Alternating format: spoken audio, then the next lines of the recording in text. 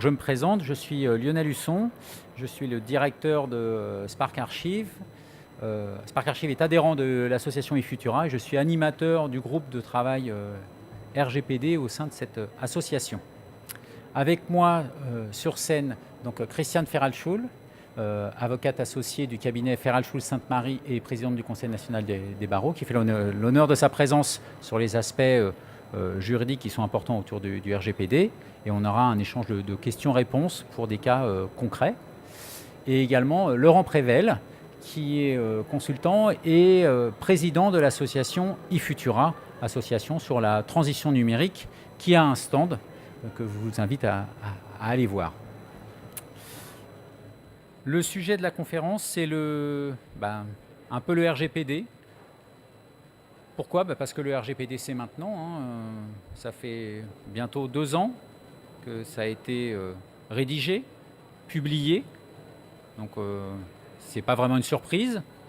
Juste que quand ça a été publié, il a été annoncé que la date d'application serait au 25 mai 2018. Et que c'est fin 2017 que tout le monde s'aperçoit qu'il est un peu en retard. Donc d'où l'objet de toutes les conférences que vous avez pu avoir ici sur le RGPD, de toutes les annonces autour du RGPD, parce que c'est un peu branle-bas de combat en fait. Mais c'est quoi le RGPD ? Donc, je ne vais pas vous l'exposer en détail, il y a eu plein de conférences là-dessus, ce n'est pas mon objet d'aujourd'hui, j'ai juste mis quelques points saillants et puis qui me semblent importants par rapport à ce que le sujet d'aujourd'hui en fait, par rapport au système d'archivage électronique. D'abord, c'est une poursuite d'un existant, notamment en France, puisque la CNIL existe depuis 1978, avec un objectif de protection des données à caractère personnel. Donc si, comme vous devriez l'être, vous êtes tous conformes au règlement de la CNIL, il n'y a aucun souci pour le RGPD. Mais on sait très bien le comportement des entreprises vis-à-vis de la CNIL en France, puisque le pouvoir de sanction et de contrôle était tellement faible que moi, ça fait une 30aine d'années que je travaille dans les systèmes d'information. Je me suis rarement occupé de la CNIL, en fait. Donc, mais maintenant, il faut que je m'en occupe.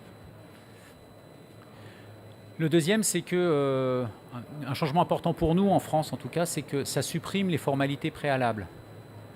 Jusqu'à présent, et à la limite jusqu'au 24 mai, on doit faire des déclarations à la CNIL, des demandes d'autorisation, etc., quand on manipule des données à caractère personnel.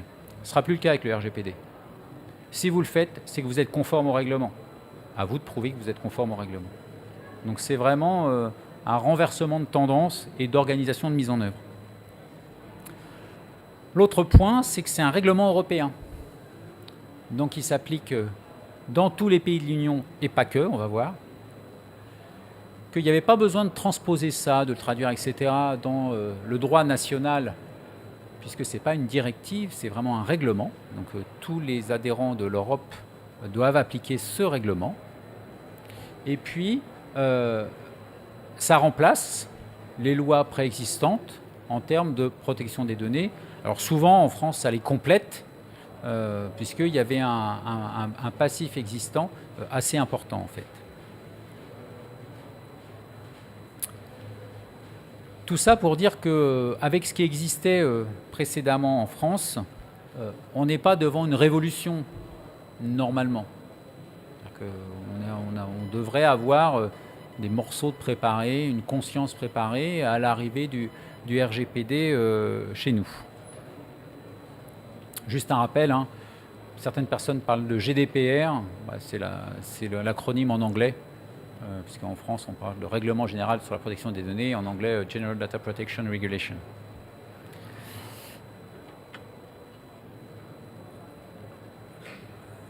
Une vue schématique extrêmement simplifiée pour comprendre un peu les impacts que ça peut avoir, notamment en termes d'archivage électronique. C'est-à-dire que le sujet d'aujourd'hui, c'est ça, c'est l'impact. D'abord, on va gérer 2 types d'entités au moins. Quelque chose qui s'appelle responsable de traitement, et puis ses sous-traitants, dans lequel il est aussi responsable du choix des sous-traitants. Donc le responsable de traitement est responsable de tout ce qu'il fait sur les données personnelles. Et ce qu'il fait, ça commence de la collecte, traiter des données personnelles, c'est les collecter déjà, c'est considéré comme un traitement. Vous ne feriez qu'enregistrer des données personnelles, c'est déjà un traitement, même si vous ne faites rien de plus. Et puis, ça ne concerne que les personnes physiques vivantes, ressortissantes des pays de l'Union européenne. Ça veut dire que la géographie, elle est sur la personne, elle n'est pas sur le responsable du traitement. Donc, je suis une société australienne qui héberge des données personnelles dans un data center à Singapour, mais qui concerne des ressortissants espagnols. Je dois me soumettre au RGPD. C'est la personne qui fait l'application ou non du règlement. Qu'est-ce qui va se passer entre ces deux entités? De l'échange de données. Donc, on doit prévenir la personne de pourquoi on lui demande des données personnelles. Il doit dire « Ah ben oui, je suis d'accord pour ça ». Donc, il donne son accord pour la finalité annoncée. Ça, c'est important. Il va avoir tout un tas de droits, des droits d'accès, de rectification, d'effacement. Ça s'appelle le droit à l'oubli, notamment dans le RGPD. Mais comme la personne a des droits, il faudra bien contrôler que la personne qui vous demande, c'est la bonne personne. Est-ce que moi, je suis Laurent Prével ou Lionel Husson? Quand je demande à une entreprise de me donner les données personnelles, il faudra prouver qu'on a vérifié. Et puis, il y a un droit à la portabilité. Ça veut dire qu'on doit pouvoir remettre à la personne les données personnelles dans un format standard. C'est bien précisé, pas un truc exotique, il y a un truc qu'on peut relire. Autour de ça, autour de ces échanges de données et d'informations, on va mettre tout un tas de fonctions. Du stockage, des obligations de prévention, de règles, de couverture de risque, de sécurité, qui sont du ressort du responsable du traitement. Quand vous avez des données personnelles concernant vos salariés, même si vous n'adressez aucun client externe, ce qui est rare, vous êtes quand même responsable du traitement des données personnelles de vos salariés. Donc c'est un point important à comprendre. Donc, je ne détaille pas tout ce qu'il y a là-dedans, ça c'est un résumé très schématique du RGPD. On va y ajouter, puisqu'il y a des échanges et qu'il y a des obligations, du contrôle, avec la faculté pour une personne physique de s'adresser à l'autorité de contrôle en disant « mais ça fait 3 fois que je lui dis de me donner mes données personnelles et il ne me les a toujours pas données, on est au-delà du délai, il y a je crois que c'est 3 mois le délai ». Donc, il peut y avoir des sanctions qui vont s'appliquer, etc., de cette autorité. Et puis, il y a évidemment tout règlement a ses exceptions. Il y a quelques données qui ne sont pas concernées. Voilà, la sécurité nationale, la politique extérieure, l'activité domestique. C'est-à-dire que si vous avez un fichier sur votre téléphone portable avec vos contacts personnels, vous n'êtes pas obligé d'être conforme au RGPD pour gérer vos contacts personnels. Ce n'est pas utile. Et puis certains types de traitements, des traitements à fin archivistique, historique, etc., d'intérêt public, de recherche scientifique, plutôt sur les statistiques agrégées. Là, on est exempté de ça, mais il faut prouver la réelle finalité de ce type de traitement, en fait.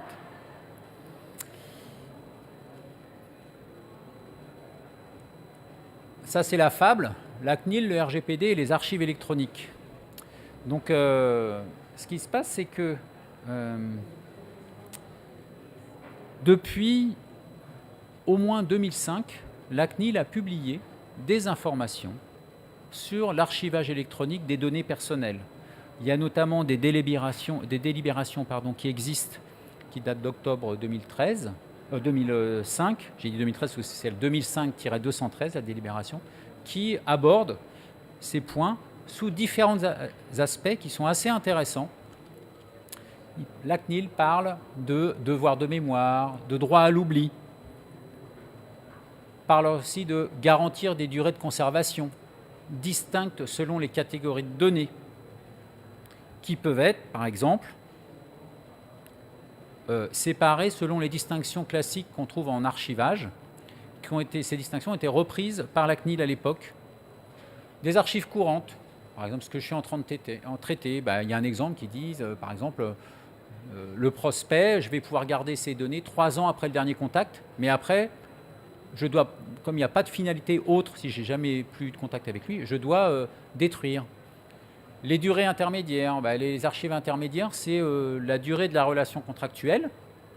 J'ai un contrat avec quelqu'un, et tant qu'il y a une tacite reconduction, par exemple, et puis à un moment, quelqu'un met fin à ce contrat, si le recours sur ce contrat, c'est pendant 2 ans, je ne connais pas la loi, hein, on va dire, je vais aller jusqu'à la date possible du dernier recours, donc la durée de prescription légale, et après, je n'aurai plus de raison de conserver ces données. Je devrais m'en séparer. Je n'ai pas le droit de les garder. Et puis, sur l'historique, on peut donner un caractère historique à un peu ce qu'on veut dans ces données. Par contre, on ne peut pas les rendre accessibles depuis un système de production. C'est-à-dire qu'il précise même sur des archives historiques, il faudrait avoir une base dédiée, réservée à certaines personnes bien habilitées, par exemple un records manager, un archiviste, etc. Ou au moins une séparation logique qui dit que seule cette personne pourra accéder. Alors le physique, c'est plus sûr, le logique, c'est un premier pas déjà. Mais ça existe déjà tout ça, c'est pas nouveau, mais ça permet de se rendre compte du pas à faire si déjà on n'était pas là. Une traçabilité très forte. Qui accède à quoi? Ça, c'est vraiment important, puisqu'on parle de violabilité des données. Donc si on ne sait pas qui a accédé à quoi, on ne peut pas prouver qui a consulté. Une garantie d'intégrité. J'ai des données personnelles vous concernant, il faut qu'elles soient fiables. Donc il ne faut pas qu'elles soient altérées dans le temps et qu'elles soient toujours à jour.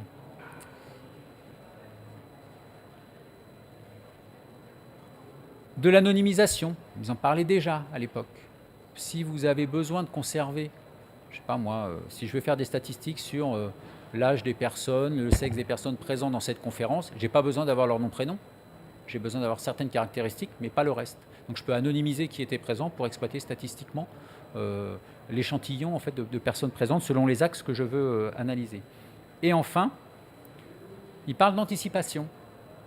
Pour mettre tout ça en place, on vous conseille d'avoir une politique d'archivage ou politique de conservation. Ça recoupe certaines choses en commun. Et là, on voit que c'est un gros sujet de gouvernance de l'information et de politique d'archivage et de conservation. Donc on fait tout de suite le lien avec le SAE. Le SAE, apportant tout un tas de garanties par rapport aux exigences, permet d'être conforme en partie sur le RGPD. Ça ne suffira pas, mais il y a déjà tout un tas de choses qui sont couvertes. Pourquoi? Puisque l'impact du RGPD sur le SAE, c'est quoi? Il faut de la disponibilité. Un SAE, c'est fait pour ça. Il faut de l'intégrité. Calcul d'empreintes, recalcul, etc. Tout ça, c'est déjà dans un SAE.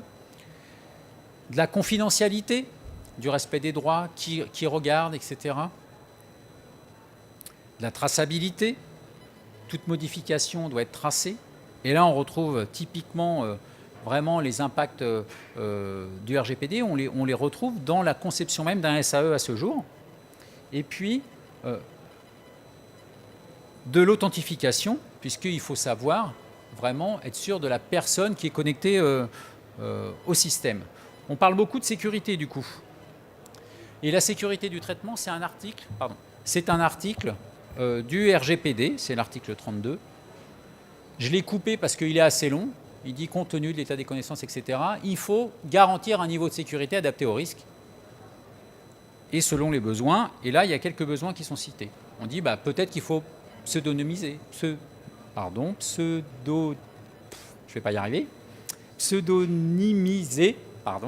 ou chiffrer les données. Des moyens permettant de garantir la confidentialité, l'intégrité, etc. Et on retrouve des caractéristiques du SAE dans cette définition. Rétablir la disponibilité des données à caractère personnel. Un SAE avec une conformité à une certaine norme que je vais citer bientôt permet d'avoir de la duplication de stock, donc on sait que c'est toujours disponible, etc.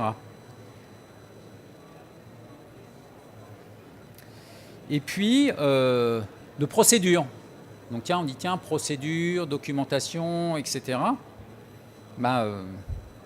Si vous avez un SAE qui est conforme à la norme NFZ 42013, vous respectez déjà l'ensemble de ça. Donc on voit l'intérêt. Comme on voit que le dernier point, c'était procédure, on se rend compte que mettre en œuvre le RGPD, le respect du RGPD, c'est un travail d'organisation, de collecte et de synthèse en fait, d'informations. Donc c'est vraiment un processus documentaire. Donc là, on se dit, il y a un peu de travail, c'est-à-dire qu'il y a peut-être pas mal de choses qui existent déjà, mais peut-être que le premier travail, on en parlait hier soir lors du RGPD, c'est pas sorcier, c'est peut-être d'abord de sensibiliser la direction générale, c'est le premier travail, et le deuxième, c'est de cartographier quels sont les traitements que j'ai sur des données personnelles. Et avec ces traitements-là, je vais pouvoir entamer mon processus documentaire, définir le périmètre, les responsabilités de chacun,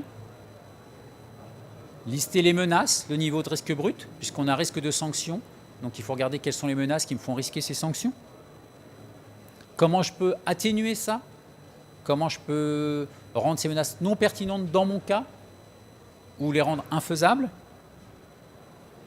Qu'est-ce qui va me rester comme niveau de risque une fois que j'ai fait ça? Et puis, fournir le registre des données et des traitements. Donc je ne reviens pas dessus, c'est détaillé dans le RGPD, je pourrai répondre à quelques questions enfin. Donc là, l'objectif de cet exposé très rapide, c'est de vous montrer que le fait d'avoir un SAE accouplé à une gouvernance de l'information vous rend très proche du respect du RGPD, en tout cas sur la partie de l'archivage des données personnelles. Après, je ne parle pas des systèmes en amont qui vont les produire, qui vont les gérer, etc. Je parle de la partie archivage, c'était le sujet d'aujourd'hui. Et donc, c'est une grande aide.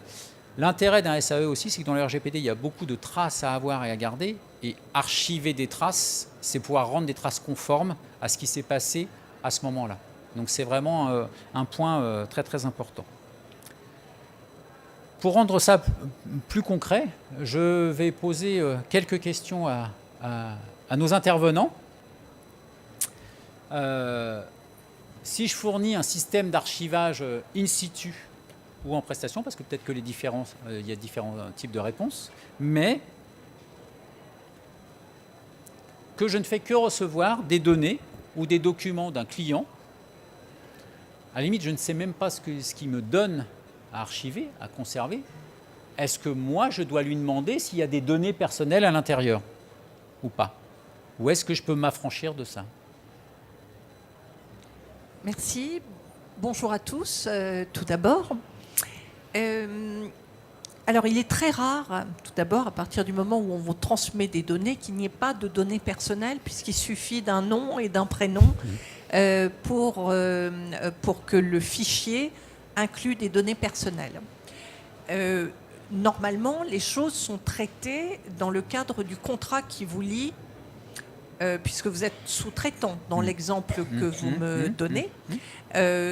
Donc la question ne devrait pas avoir à être posée, puisque dans la relation, il y a cet engagement d'être en conformité. Alors, l'engagement de mise en conformité pèse à la fois sur le responsable du traitement et sur le sous-traitant. C'est-à-dire que vous ne pourriez pas dire « je n'étais pas au courant », pour faire simple. Donc, vous avez cette responsabilité-là. Et c'est l'occasion de rappeler qu'avec le règlement européen, le sous-traitant est peut-être co-responsable. Donc, partons du principe qu'il y a des données personnelles et que vous devez être en conformité. Et la conformité, c'est quoi? C'est avoir des mesures de sécurité à hauteur de la sensibilité des données. D'accord. Donc, en fait, je ne peux pas m'affranchir et me réfugier derrière une non-connaissance en fait, des données qu'on me confie par défaut. Je dois mettre en œuvre en fait, ce qu'il faut pour protéger de toute façon, puisqu'il y aura a priori des données à caractère personnel dans ce que je reçois. En tous les cas, vous ne pourrez pas dire que vous ne saviez pas. Ouais, ok. Merci. Donc, j'ai quelques questions qu'on va dérouler et puis on vous passera la parole. C'est juste pour vous rendre un peu plus concret ce que j'ai dit en amont en fait. Le prochain point, c'est qu'il peut y avoir des contradictions entre, puisqu'on parle d'archives, des durées de conservation longues, voire illimitées, et puis le RGPD. durée de conservation, ou voire même une obligation d'effacement. On parle de droit à l'oubli. Et là, on peut être en opposition avec des règles d'archivage habituelles en entreprise. Qui gagne? Le RGPD, les règles habituelles? Est-ce que c'est au cas par cas? C'est peut-être un peu vague ma question, mais c'est des questions qui se posent vraiment, je pense. Alors, vous savez que la conservation des données est traitée par la loi informatique et liberté depuis 1978. Nous sommes sur un sujet qui n'a rien de neuf. En revanche, il est clair que la quasi-totalité des entreprises n'ont pas intégré que la conservation n'est jamais illimitée. Oui. Donc il y a des durées de conservation qui doivent être proportionnées. Alors, en application de la loi informatique et liberté, en fonction de la durée qui a été annoncée, c'est-à-dire que théoriquement, il n'y a pas de conservation possible au-delà du délai qui a été déclaré. Okay. Cette règle n'a, à ma connaissance, quasiment jamais été traitée. D'accord. Avec le RGPD, qu'est-ce qui va changer? Il n'y a toujours pas de conservation illimitée. Les choses devraient être mieux encadrées puisque ça fait partie des obligations sécuritaires. Donc théoriquement, le problème ne devrait plus se poser, mais il faut bien intégrer que la notion de proportionnalité de la durée est quelque chose d'important. Vous ne devez pas conserver des données au-delà de ce qui paraît raisonnable pour le traitement des données. La CNIL avait proposé une déclinaison entre les archives courantes, les archives intermédiaires et les archives historiques. Et en fait, les archives historiques intégraient l'anonymisation, c'était cela. Ce découpage était intéressant, il me paraît personnellement toujours assez pertinent dans l'appréciation, mais c'est une analyse au cas par cas. Alors, à ne pas confondre avec la durée de conservation des données de connexion, qui sont également des données à caractère personnel, qui sont directement impactées. Alors là, il y a un traitement un petit peu pas compliqué, parce que l'obligation de conservation pendant une année a vocation à s'appliquer, bien qu'il y ait une décision qui a été rendue au plan européen avec une directive qui n'a plus vocation à s'appliquer. Mais la durée de conservation est importante pour permettre la traçabilité et permettre, dans la lutte contre le cyberterrorisme, d'identifier. Mais cette obligation, elle est légale, elle est encadrée.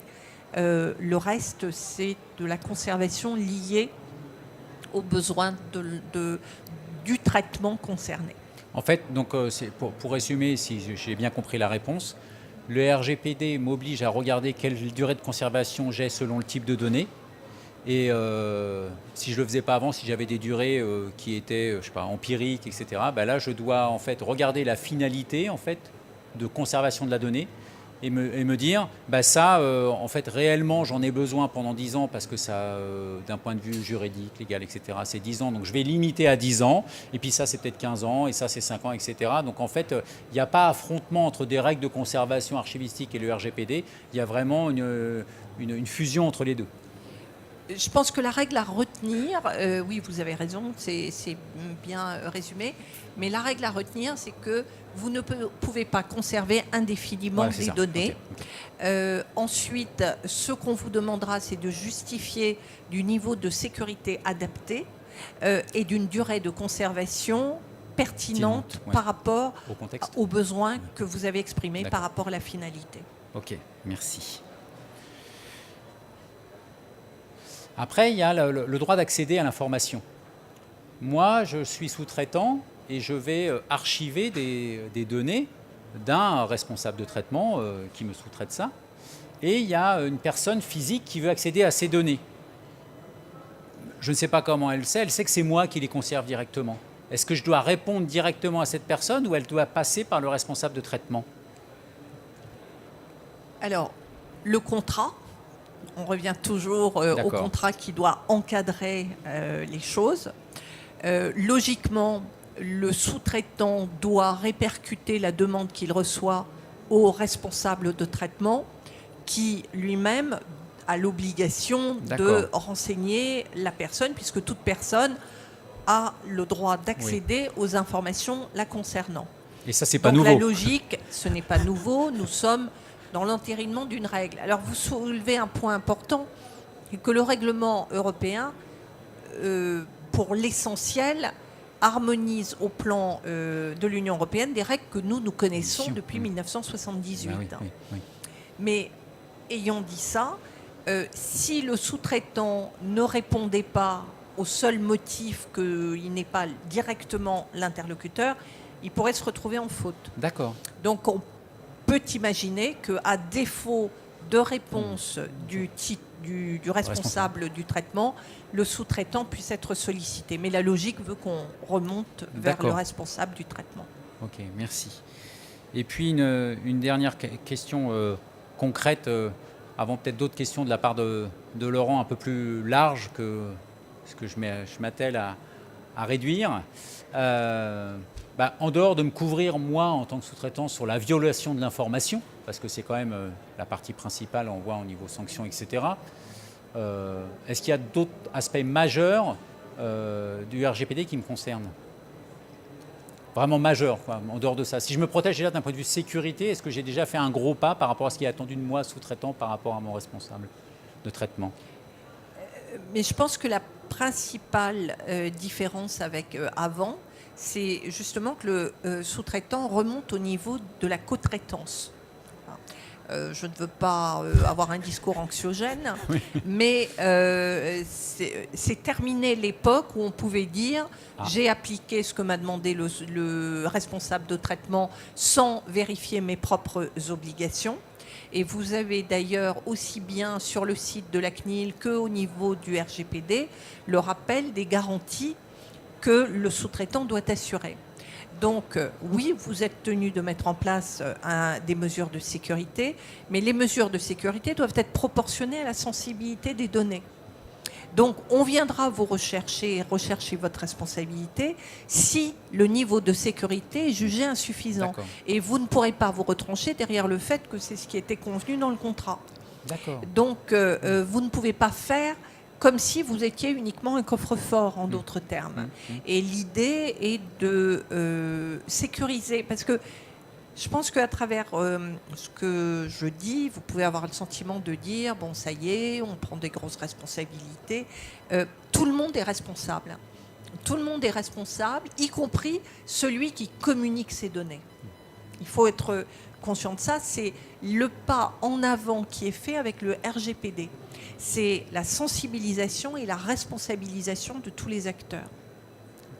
Ensuite, il y aura une appréciation au cas par cas. Vous avez évoqué tout à l'heure la pseudonymisation, vous avez évoqué le chiffrement, vous avez évoqué... Alors, l'anonymisation apparaît maintenant souvent insuffisante.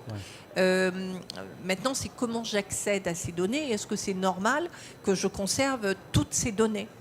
Je vais vous donner un exemple, moi, qui m'avait beaucoup frappé dans le cadre d'un audit qu'on avait fait dans une entreprise. À un moment donné, on découvre que l'entreprise conserve les données concernant les enfants des employés.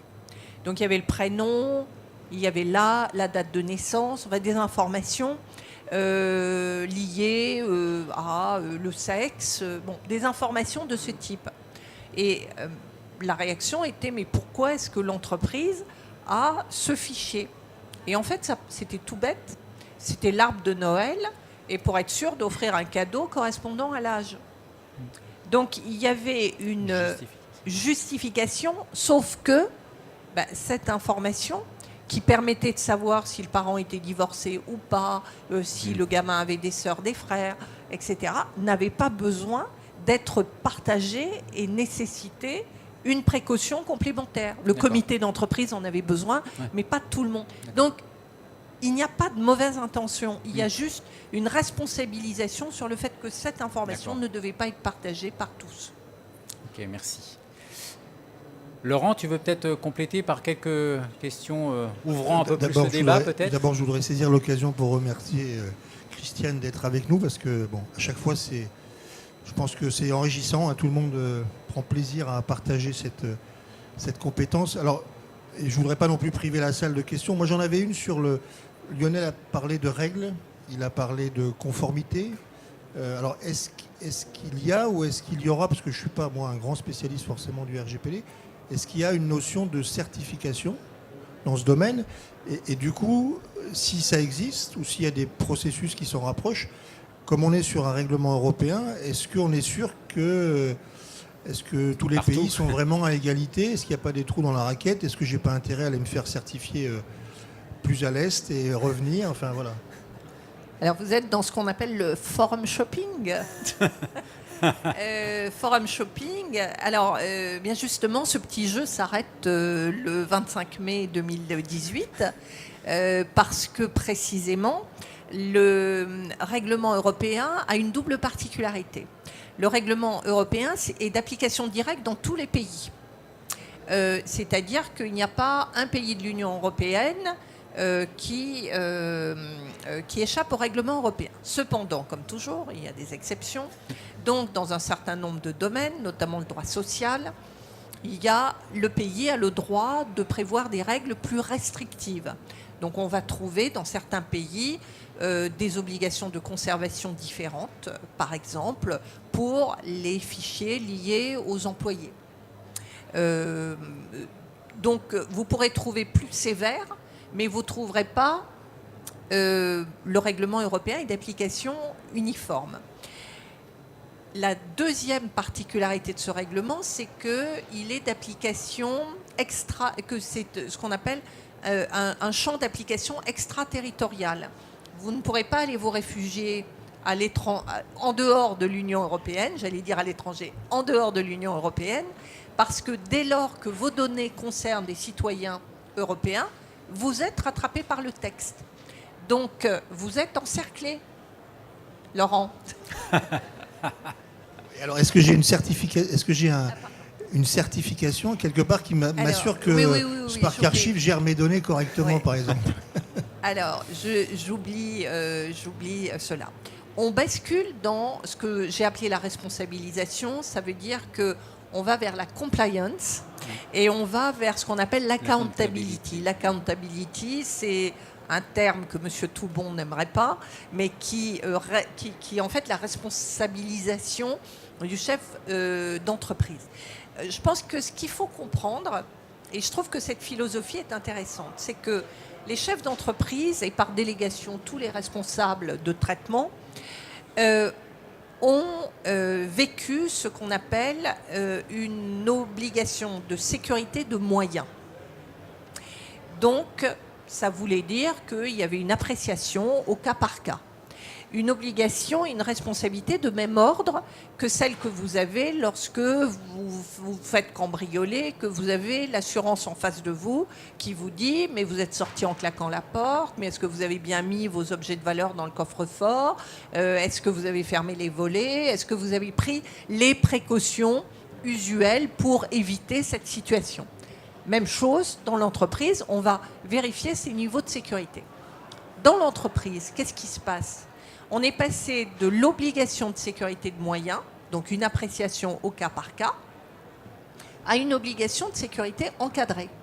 Et encadrée en fonction du statut déjà de l'entreprise. Aujourd'hui, pour répondre à votre question, les niveaux de sécurité vont être plus... il y a des labels qui vont être mis en place en fonction du domaine d'intervention. C'est-à-dire qu'on va voir apparaître d'autres textes en marche. Par exemple, je pense à la directive NIS, qui est une... alors, je ne sais plus en français ce que ça donne, mais c'est une directive sécurité, on va dire, plus cybersécurité, qui va identifier des secteurs qui sont plus sensibles. Énergie, santé, assurance et autres. Vous allez également avoir des textes qui vont encadrer plus strictement les OIV, les organismes d'importance vitale, et les fournisseurs d'importance vitale, qui aujourd'hui sont au nombre de 250. Donc vous avez cette catégorie-là, et plus général. Alors ça, je dirais que c'est en tirant vers le haut le curseur pour des catégories données. Et en curseur à minima, j'ai envie de vous dire que si vous êtes en conformité avec les 42 règles qui sont émises par l'ANSSI, l'Agence nationale de sécurité des systèmes d'information. Vous remplissez, ce seront déjà les sécurités à minima. Puis ensuite, il y a tout ce qui peut être mis en place dans les usages et les règles. Mais il va falloir aller vérifier selon la typologie de l'activité les niveaux de sécurité. Et comme vous êtes sous-traitant, par la force des choses, vous allez hériter des contraintes qui pèsent sur le responsable du traitement en fonction de sa qualification. J'ajoute une chose, vous pouvez être directement tenu, et vous êtes directement tenu en tant que sous-traitant, aux notifications de failles de sécurité. D'accord, mais ça veut dire que concrètement, pour finir, si aujourd'hui Spark Archive veut démontrer que s'il veut démontrer que Spark Archive est conforme, il faut qu'il aille voir l'ANSSI et qu'il dise regardez, monsieur l'ANSSI, je respecte les 42 points de contrôle, ou est-ce que en fait c'est en train de se mettre en place et il y aura des organismes habilités, accrédités à donner des labels? Alors, il n'y a pas d'organisme de ce type. En revanche, si vous cherchez à avoir un label de ce type, le seul risque, c'est que vous soyez obligé de vous aligner sur la contrainte maximale, qui n'est pas nécessaire, encore une fois, pour tous les traitements. Donc, je pense que là-dessus, il faut être vigilant. Enfin, il faut... Un peu de sérénité aussi. Un peu de sérénité, faire confiance aussi à une démarche responsable des uns et des autres. Merci. Il y a peut-être des questions dans la salle, peut-être? Parce qu'on a Maître Ferralchou nous quitte dans 3 minutes et demie, donc... Oui, bonjour. Donc je travaille dans une chambre de commerce. Je suis responsable d'une part de la gestion de notre base GRC et d'autre part responsable des traitements appliqués dans l'organisme. Est-ce qu'un nom d'entreprise et un nom de personne peuvent être gardés dans des fichiers anonymisés ou vraiment il faut tout enlever? C'est ça que je voudrais savoir. Alors, un nom de personne, s'il est anonymisé, le nom disparaît. Mais ensuite, vous avez les éléments périphériques qui permettent d'identifier indirectement. Il ne faut pas oublier que le règlement et la loi informatique et liberté s'appliquent à toute donnée identifiante directement ou indirectement. Donc, il y a eu une affaire assez drôle là-dessus où vous aviez... une anonymisation du nom dans un jugement qui avait été rendu, mais c'était marqué en dessous ancien président de la République et il y avait son adresse. Bon, voilà, ça vous donne... Alors, évidemment, on sourit, mais on sait que le chef d'entreprise, si on garde le nom de l'entreprise, on va pouvoir identifier. Donc, attention aux éléments d'identification indirecte. D'accord, donc il faut enlever un nom, mais on peut garder un nom d'entreprise simplement dans des fichiers? On n'est plus soumis à la les noms eux-mêmes ne sont pas... Les noms d'entreprise ne sont pas des données identifiantes. Mais si la donnée permet d'identifier l'individu, la réponse est à apprécier au cas par cas. Je suis désolée, mais là, il n'y a pas de réponse uniforme. Bonjour, je travaille au sein d'une mutuelle et on a des règles un peu particulières concernant la conservation du temps. Mettez-le. Vous m'entendez mieux? Oui. Donc je travaille au sein d'une mutuelle au niveau du système d'archivage et la question qui se pose, c'est de dire quand une personne se radie de la mutuelle, il a donc le droit de demander l'oubli. La problématique, c'est que la loi nous oblige à pouvoir traiter des cas 2 ans et 3 mois après sa radiation, du moment que la date de soins était pendant la période. La problématique, c'est que s'il a demandé l'oubli, est-ce qu'on a le droit de lui dire non, puisque pendant 2 ans et 3 mois, vous avez le recours, ou est-ce que ça veut dire qu'il dit je ne veux plus de recours potentiel? La réponse est affirmative. La loi, à partir du moment où elle impose la conservation pendant une durée légalement définie, il n'y a pas de difficulté. Vous avez vous avez cette opposition. La limite, non pas le droit à l'oubli, c'est le droit à l'effacement, en fait, qui existait déjà dans la loi informatique et liberté, et encadré. Elle trouve sa limite également chez les salariés. Les salariés, ils ne peuvent pas dire je donne telle donnée, puis je donne pas celle-là parce qu'elle m'intéresse pas. J'ai pas envie. Les données doivent être conservées parce que derrière, il y a des traitements qui doivent être faits et que les données des salariés vont conduire à, je sais pas, la retraite, la mutuelle. Bon. Donc, ces données-là, encadrées par un texte légal, réglementaire, constituent la limite au droit à l'effacement. Merci, on va arrêter là parce que je crois que vous avez une contrainte de partir. Je vous remercie pour votre intervention. Nous sommes ouverts, Laurent et moi, aux questions ici ou sur notre stand. Alors le stand Spark Archive CE80, le stand du Futura, c'est le stand d'à côté. Alors je ne connais pas le numéro, mais voilà, vous pouvez nous trouver très facilement. Et puis je vous remercie de votre attention et j'espère que ça vous a donné un peu d'éclairage sur l'intérêt d'un SAE pour le respect du RGPD sur la partie archive. Merci à vous. Merci pour votre accueil.